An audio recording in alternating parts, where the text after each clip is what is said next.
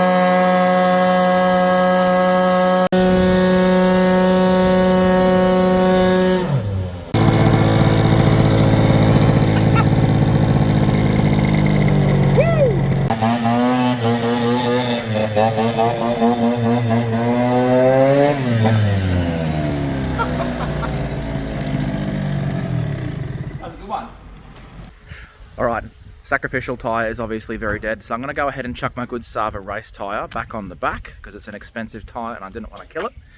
But then we'll go through the scooter and I'll show you what parts I've got in it. Okay, so I've got my good tyre back on the back. So we'll go through it. May as well start off with the tyres actually. So for the tyres with this one, these are my personal favourite.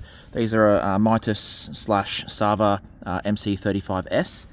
They're like a semi-slick racing tyre, front and rear. The dimension's actually a bit different to the factory tyres. They're quite a bit taller, and the rear also isn't as wide as the factory. I think it's a 120 70-10, and the front I can't remember exactly, but it's quite a bit taller on the front, a bit taller on the rear as well, but just not as wide. But the grip on these is unbelievable. Really great tyre. My understanding is these are actually the tyres that Malossi use in the Malossi Trophy when they race the Zips. You know that if Malossi have confidence in them, definitely good tyres. Now there's stuff that you probably really want to know, which is the power plant. In this one I've got a Malossi MHR Racing 70cc cylinder kit. This is the lowest Bridgeport kit that Malossi make, and obviously have a Stage 6 Mark II performance exhaust. These are manufactured by Yasuni, so they're somewhere between, I'd say probably not quite at the performance level of an Yasuni R, but really not very far off. At the time that I built this, probably a C16, Yasuni might have been a little bit better. The price point of the Stage 6 Mark II is really great, so went with that. It's honestly a really good match with the MHR Racing. Probably get a bit more power out of a C16. Like I said, the price point of these is fantastic. Can't show you for obvious reasons, but it has a full circle crank in it as well. A Malossi RHQ full circle crank with Malossi race bearings and the Viton race seals. Now for the intake, I've got a Dellorto PHBG 21 paired with a Malossi E5 pod filter. I really like these pod filters. If you happen to get caught in the rain or a bit of bad weather, they are quite resistant. You know, obviously not ideal to be in the rain with a pod filter, but because of the cover on the E5, they are obviously a bit more resistant, so you can get home a bit easier. In here we've got a Malossi VL13 performance revalve. Probably see my intake manifold's a bit cracked. I need to replace that pretty soon. In terms of chassis and body modifications, the Zips are pretty good from factory. They have quite a nice predictable feel about the handling, but I'd say there's a couple of weak points is the braking isn't great. So I've put a set of Malossi racing pads in the front and also the Malossi racing shoe in the rear. It makes such a big difference. It really stops quite nicely, particularly the rear. Because it's a drum, the Malossi pad makes it a lot more predictable. I couldn't tell you why, but that's just been my experience. It gives it a bit more variability.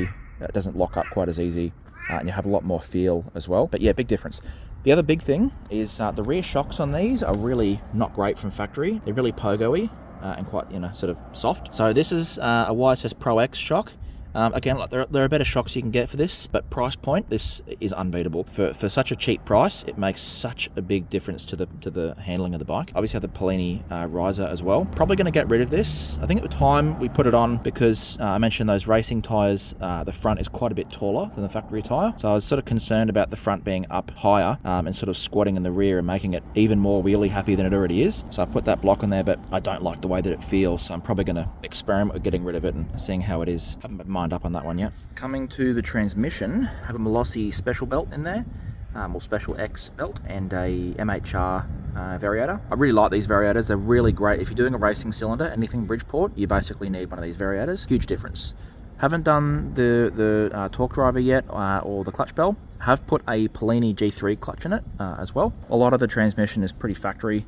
These MHR Variators with a good stiff spring in the back. I think I've got a Malossi blue one in there, which is quite stiff. They'll go really well with these Bridgeport cylinders. You don't need to do a full MHR transmission. Obviously, if I did it now, it would make it a lot more tunable, a lot more fine tunable. I think it'd probably increase the acceleration a bit as well if I put the MHR torque driver in the back. Particularly when you're building for a budget, which I was, you know, maximum performance for the smallest amount of money. This is a really good setup. I'm really quite happy with this, but there's definitely an MHR torque driver in the future for this scooter. So a longer sort of history of this bike if you're half interested, because it is half interesting. It had been purchased by a really good friend of mine, long-term customer of the shop.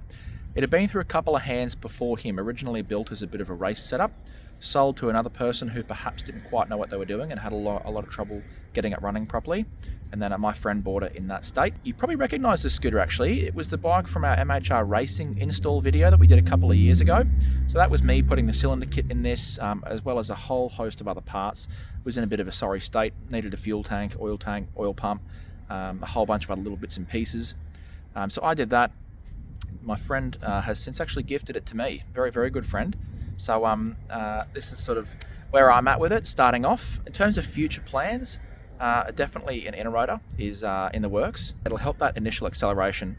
Basically, obviously it pops really good wheelies at the moment, but the rollers are very, very light. So it is lacking a little bit in the mid-range and top end. So if I can put an inner rotor on it, that'll get that initial acceleration really aggressive, and I can get the rollers a bit heavier and get a bit more performance all round. Because at the moment, how it is with the factory stator, you either have to sacrifice acceleration for mid-range and top end, or you sacrifice the mid-range and top end for more acceleration off the mark. So I've got it tuned for that acceleration off the mark at the moment. In terms of other plans, I already have a Zip SP front cover for it. I've just got to paint it. I'm going to give the whole scooter a lick of paint, give it a really good tidy up. And down the track, eventually I'd like to do a full Zip SP conversion on it. So if you're unfamiliar with the Zips, this is an air-cooled Zip. They also come in what's called a Zip SP overseas.